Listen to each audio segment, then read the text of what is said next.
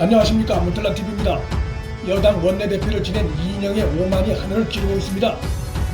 통일부 장관 인사청문회를 앞둔 이인영은 미래통합당 김기현 의원이 요청한 자녀의 병역 의무 이행, 스위스 유학자금 출처, 후보자의 재산 형성 과정, 납세 등 각종 금전 납부와 관련된 기본사항에 대해 못 주겠다고 한 것으로 김기현 의원에 의해 제기됐습니다. 김기현 의원이 요구한 자료는 장관 후보자들에겐 기본적으로 요구하는 자료로 할 수 있습니다. 이인영의 더 오만한 태도는 자료 제출을 거부하며 내세운 이유입니다. 이인영 측은 김기현 의원이 자료 제출을 거부하는 이유를 물으니 너무 민감해서라고 답했다 합니다. 김기현 의원이 요구한 자녀 병역 의무, 스위스 유학자금 출처, 후보자의 재산 형성 과정, 납세 등과 관련한 사항은 대한민국 국민이면 지켜야 하는 기본 의무에 속한 것들입니다.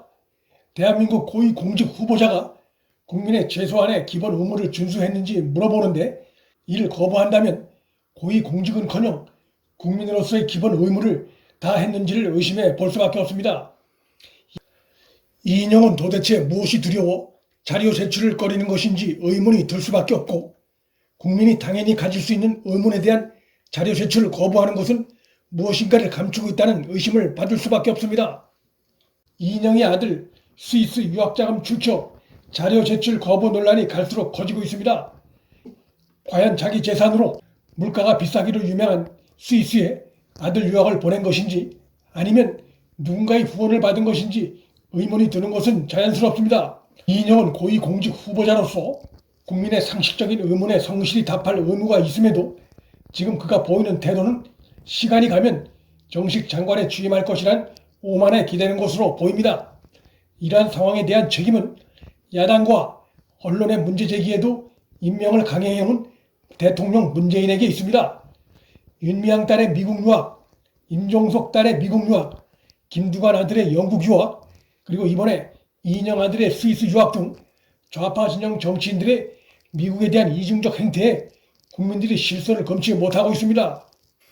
통일부에선 이인영 자료 미제출 비판에 대해 아직 국회 외교통일위원회가 구성되지 않고 있는 상황에 핑계를 대고 있습니다. 정식으로 청문 절차가 진행되기 전부터 청문위원들이 자료를 요구하고 후보자가 답변을 해온 것이 관행이란 점에서 통일부의 이 같은 해명은 궁색합니다. 미래통합당 김기현 의원이 이미 지난 6일 야당 외통위원 명단에 이름을 올려 인사청문회 참가가 기정사실화된 만큼 이인영 측이 절차를 이유로 자료 제출을 미루고 있는 것은 핑계로 볼 수밖에 없습니다. 이인영 아들의 군 면제 사유도 점검해볼 필요가 있는 사안입니다.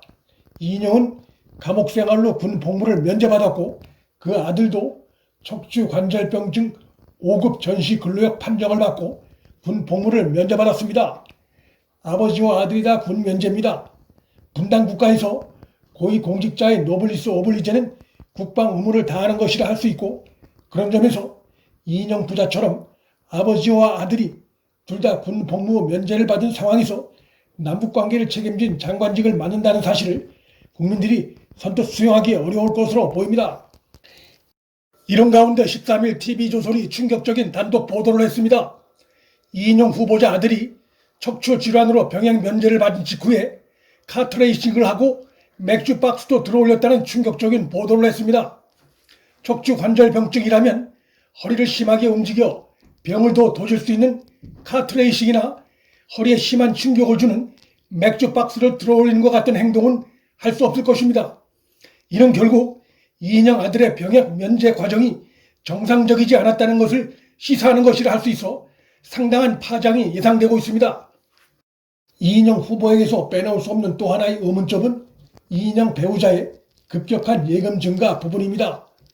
장남 스위스 유학 비용 부담에도 불구하고 배우자의 예금이 2020년 고위공직자 정기 재산 공개에 따르면 4년 만에 3억 1,159만 원이 증가한 4억 884만 원으로 신고됐습니다. 2012년 공직자 재산 신고에서는 이인영 배우자 명의의 예금은 2,628만 원에 불과했습니다. 배우자의 급격한 예금 증가에 대한 의혹이 커져가고 있습니다. 이인영 측은 오히려 국회가 너무한 것 아니냐며 큰소리친 것으로 김기현 의원은 밝혔습니다. 한마디로 적반하장격의 태도입니다. 기본적인 자료 요구에 대해 국회가 너무한 것 아니냐는 이 같은 태도는 국회의원끼리 너무 까다로운 것 아니냐는 취지로도 들리는데, 이런 태도야말로 국회가 국민에게 불신받는 행태 중의 하나입니다. 이러한 태도는 지금의 집권당이 야당 시절 장관 후보자들을 상대로 펼쳤던 각종 가혹한 검증과 비교할 때 이율 배반적인 행태라고 할 수 있을 것입니다. 이 같은 논란에 대해 통일부는 인사청문 자료를 충실히 제출했다며, 후속 자료는 공식 요구와 서면 질의가 들어온 바 없으며 민감해서 줄 수 없다와 같은 입장을 전달한 적이 없다고 해명했습니다. 통일부의 이 같은 답변은 뻔뻔하기 그지없습니다. 자료를 충실히 제출했으며 후속 자료에 대해 공식 요구가 없었다는 통일부의 해명은 그와 관련한 근거를 제시하지 못하는 한 김기현 의원이 마치 자료를 받고서도 안 받았다고 한다는 황당한 주장입니다.